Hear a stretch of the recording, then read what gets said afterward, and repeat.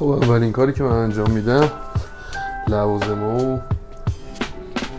تجهیزاتم رو آماده میکنم و میچینمشون روی میز.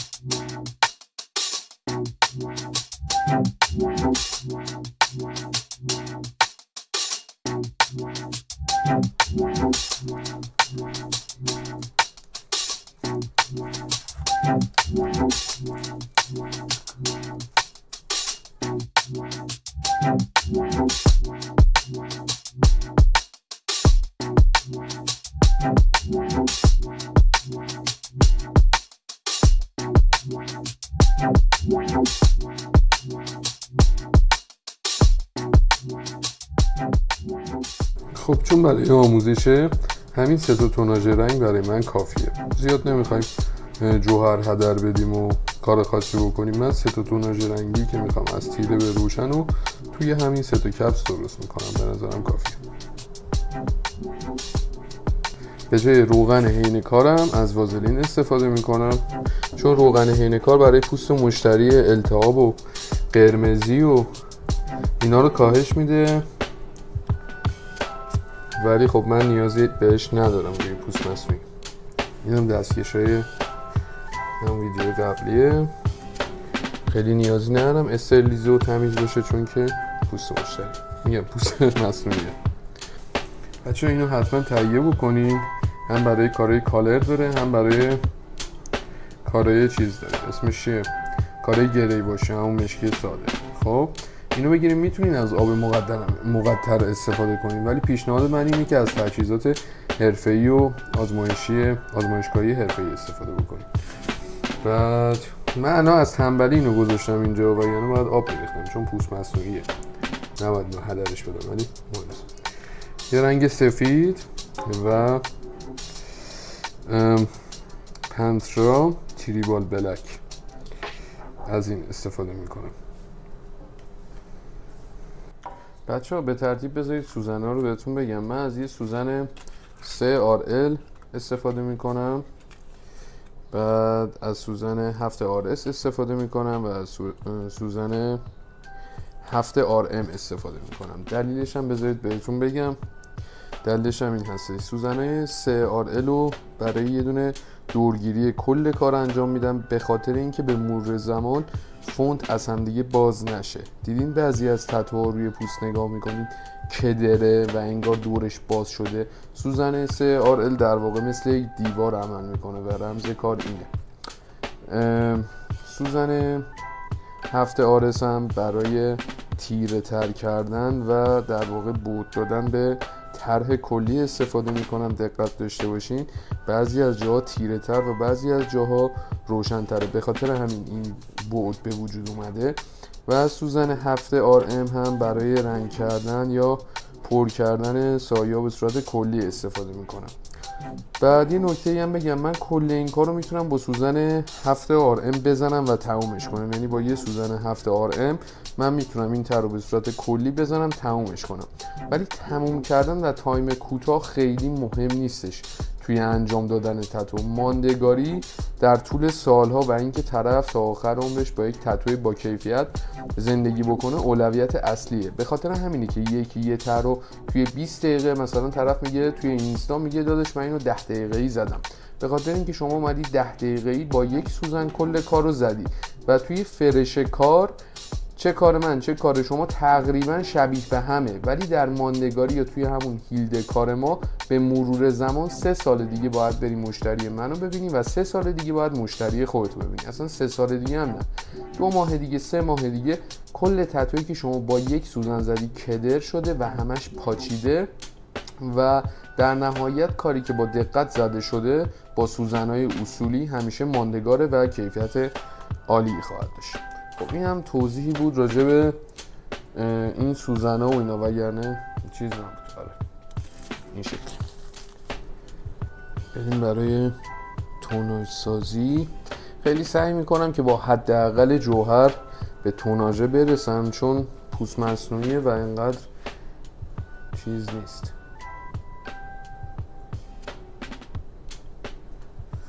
مهم نیستش که بخوام خیلی زمان و هزینه براش بذارم. اینم رنگ گرونی هستش. بیشتر شما از تجهیزات و رنگای ارزون قیمت و کم کیفیت استفاده کنین برای تمرین روی پوست مصنوعی، ولی برای مشتری سعی کنید که از بالاترین تجهیزاتتون استفاده بکنید. بله سوزنه اوزر. من متاسفانه سوزن کم کیفیت نداشتم و مجبورم که از اوزر استفاده بکنم. این سوزن وی سلکته. سوزن نسبتا خوبیه.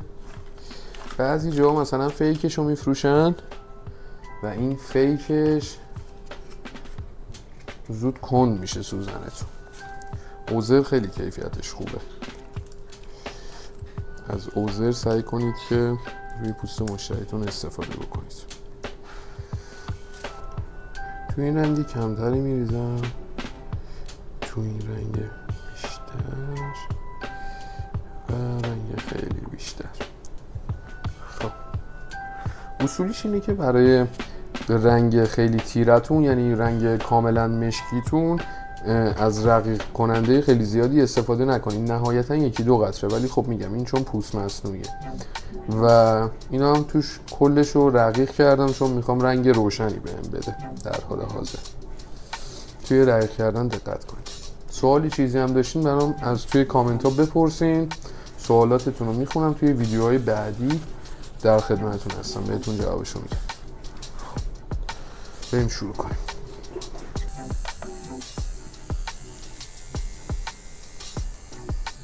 خب دوستان، هدف من اینه که یه دورگیری خیلی کم رنگ داشته باشم در این لول که فقط میخوام دور تر هم مشخص بشه که کار انجام شد.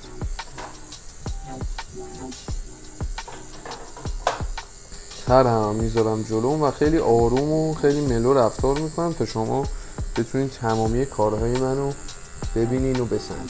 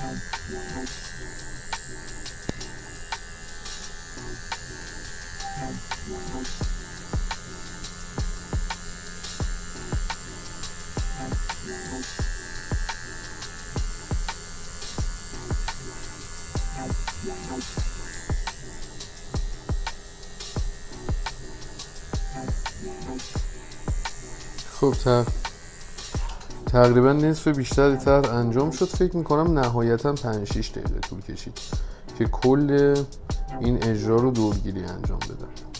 یه سری نواقص خیلی کوچیک قطعا توی کارتون به وجود میاد که اصلا مهم نیست، به خاطر همون نواقصه که ما اینقدر این کار رو با سوزن خیلی ظریف و کمرنگ انجام میدیم که بتونیم اون ایرادها یا نواقصی که وجود داره رو با سوزن مثلا RS یا با سوزن RM بتونیم پر بکنیم و به بهترین نحو انجامشون بدیم.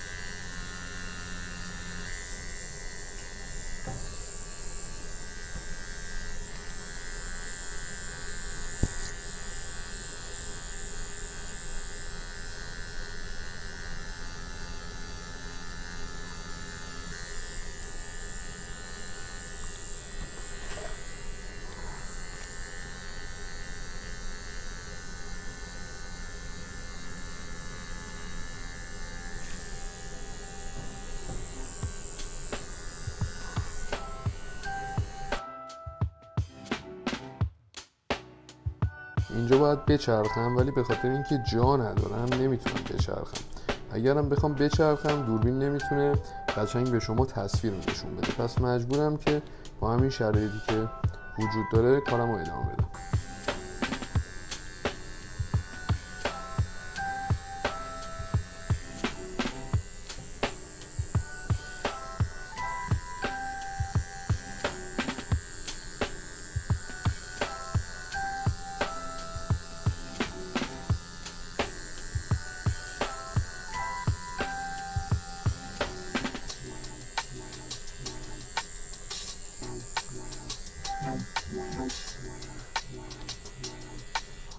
واژه ف و واو و نقطه بالای ف کاملا محو شده و چاره ای نیست، من باید ذهنی رو انجامش بدم.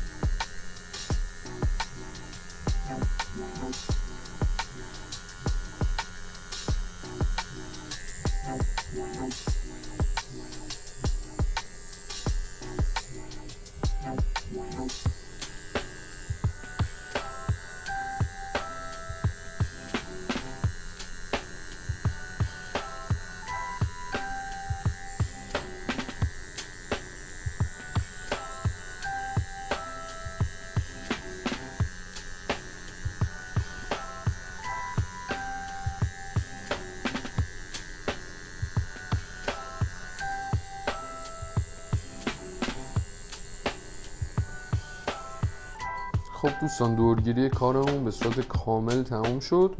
حالا میریم قسمت‌های پررنگ طرحمون رو دقت داشته باشین. زیر ر بالای الف گرامافون.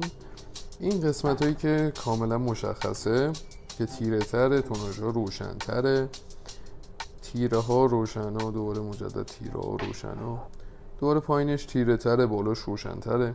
اینا رو سعی میکنیم که کم کم بهشون شکل بدیم و این ترمون رو خوشگلش بکنیم. خب بریم برای ادامه شما. از سوزن 7 RS میخوام استفاده بکنم. چقدر اینجا تنگه. از سوزن 7 RS خودش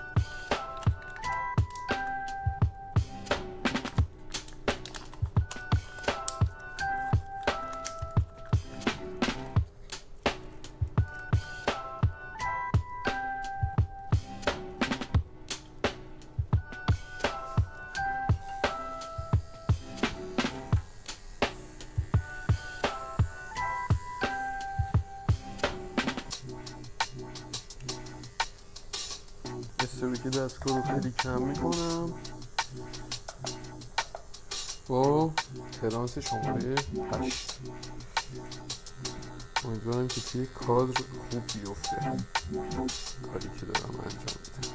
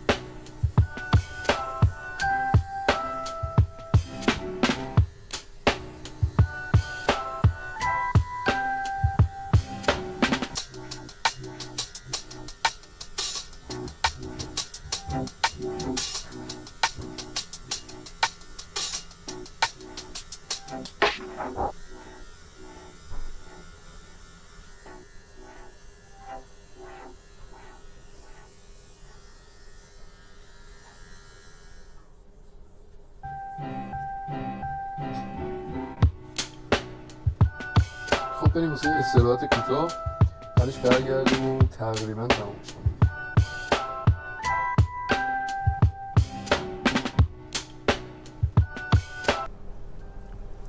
خب مجددا بریم که طرحمون رو تکمیل کنیم و تمامش کنیم.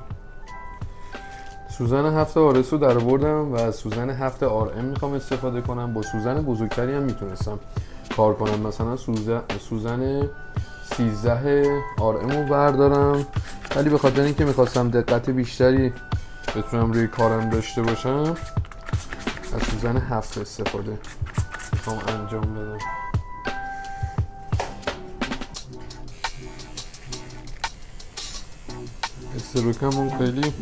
استروکو خیلی کمترش میکنم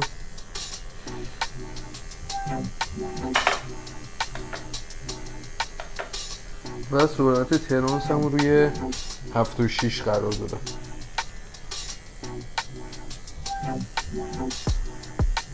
روغن عین کار یا همون برای پوست مصنوعی من از وازلین استفاده میکنم. توناژ رنگی کم رنگ رو انتخاب میکنم. خیلی هم سخت موقع فیلم برداری همزمان هم کار کنی هم توضیح بدی، ولی در هر صورت برای شما من سعی میکنم که این کار رو به بهترین نحو ممکن انجامش بدم.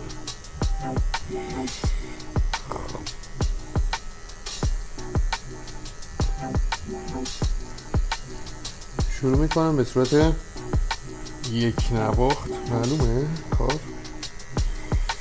به صورت یک نواخت سایه زدم. سعی میکنم دستمو بالای تر قرار بدم که شما ببینید.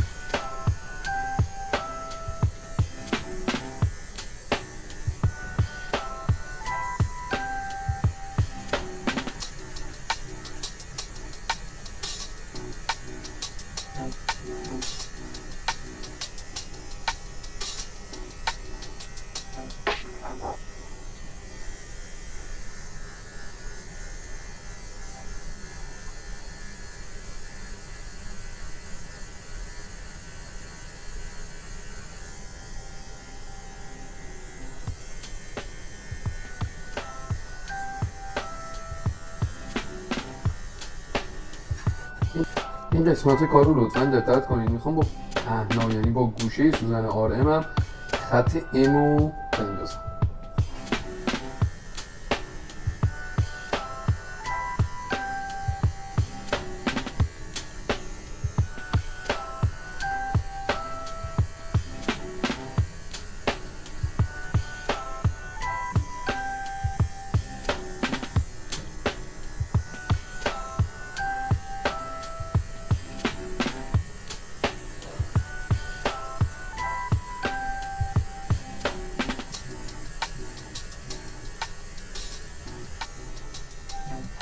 دارم به صورت رفت و برگشت به این حالت، همونجوری که توی فرهمون میبینین یه سری رجا هستش، یعنی تر به صورت یک نواخت سایه نخورده. مثلا الف گراموفون اگر ببینید خیلی تمیز نیست، در واقع این انگار مثلا با جوهرهای خطاطی هستن، با قلم خطاطی انجام شده، به خاطر همین نباید سایه خیلی یک نواخت و خیلی تمیز باشن، باید یه مقداری خط و خطوط داخل طرحمون حتما به جا بذاریم.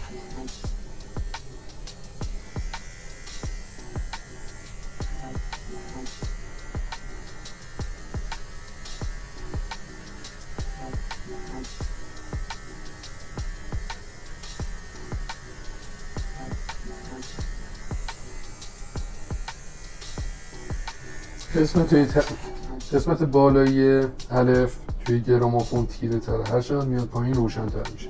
باید سعی کنیم که این توناژ رو دقیقا توی کارمون رعایت بکنیم.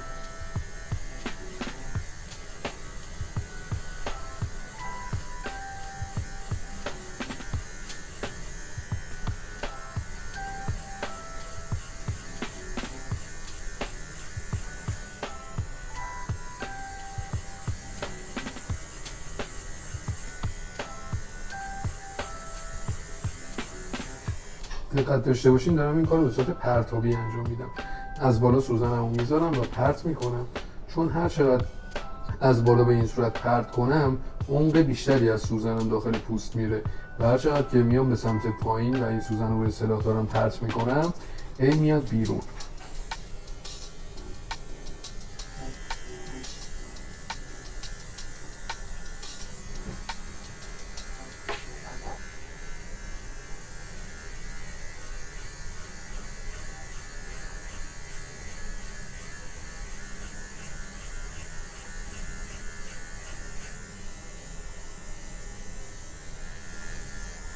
دوباره با پهنای سوزنم، یعنی با این قسمت تیزی سوزن میخوام این قسمت رو یه مقداری صافتر کنم.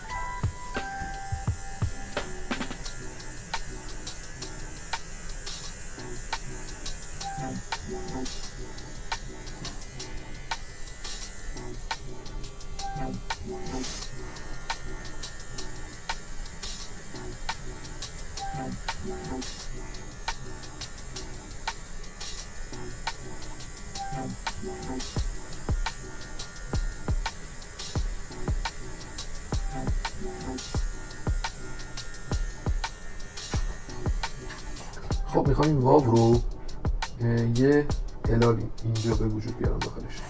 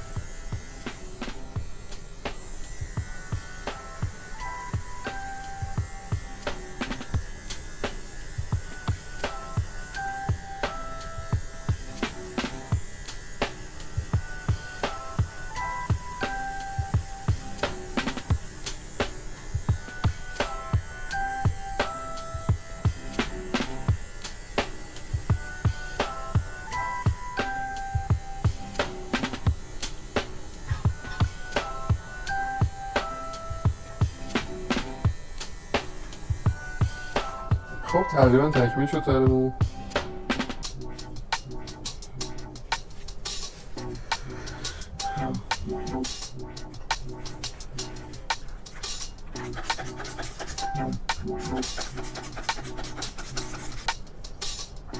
حالا کاری که میخوام انجام بدم اینه که سوزن نازکم و سوزن 3 RL رو بردارم، شروع کنم به رفع ایراد، غلطگیری. اینجایی که میخوام تمیزتر باشه رو تمیزترشون بکنم.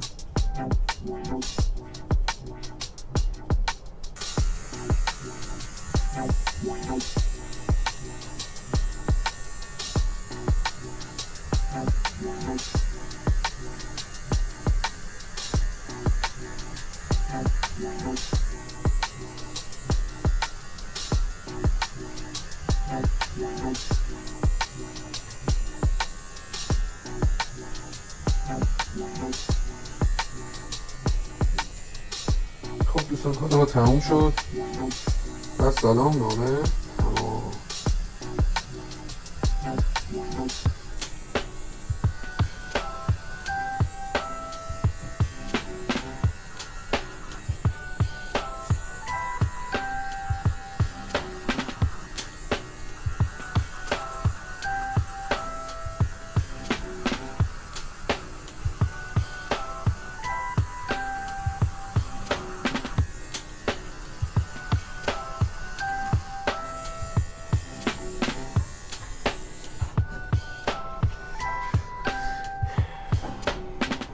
این در گراموفونم خدمت شما.